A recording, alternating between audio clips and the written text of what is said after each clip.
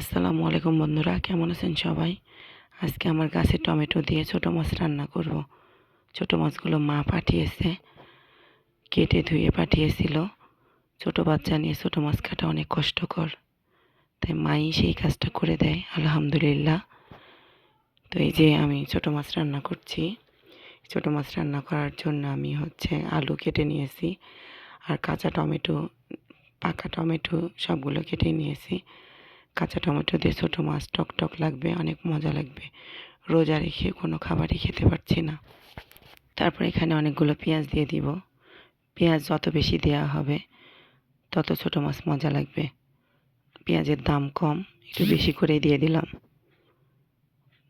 তারপরে কয়েকটা কাঁচামরিচ দিয়ে দিব, অল্প করেই দিব, ইদানিং ঝাল খেতে পারতেছি না। মশলা বাটা, আদা রসুন জিরা সব একসাথে বাটা দিয়ে দিলাম।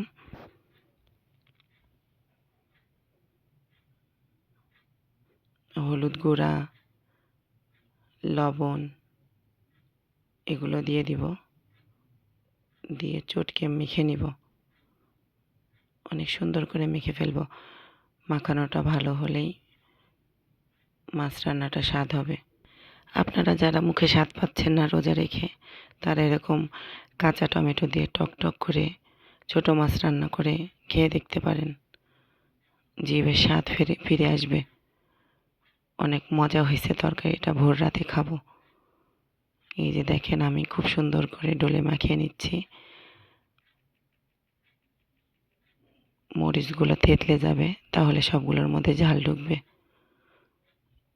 অনেকে আলু দিয়ে পছন্দ করে না, আমি আবার ছোটো মাছ মানেই একটু হলেও আলু দিব, তাছাড়া আমার কাছে ভালো লাগে না। এবার সরিষার তেল দিয়ে দিব, খাঁটি সরিষার তেল। আপনারা আমাদের মতন সরিষা কিনে সেগুলো ভাঙিয়ে নিতে পারেন। আমি প্রতি বছর 2 মণ সরিষা কিনি, সেটাই ভাঙিয়ে সারা বছর খাই। তেলের কোনো টেনশন করতে হয় না, এছাড়া দামও কম লাগে। আপনারা এটা ট্রাই করে দেখতে পারেন। এই যে আমি দাড়িকিনা মাছগুলো দিয়ে দিলাম। মাছগুলো দিয়ে খুব একটা নাড়বো না, নরম মাছ ভেঙে যাবে। হালকা করে নেড়ে একটু পানি দিয়ে দিব, দিয়ে সেটা জাল করলেই হয়ে গেল রান্না। অনেক সহজ রান্না। গলার যে কি হয়েছে, একটু ঠান্ডা লাগলে, একটু জোরে কথা বললে, বেশি কথা বললে গলা ভেঙে যায়, গলার স্বর চেঞ্জ হয়ে যায়, কথাই বের হয় না। গলা নিয়ে খুব বিপদে আছি। সবাই আমার জন্য দোয়া করবেন। আল্লাহ হাফেজ।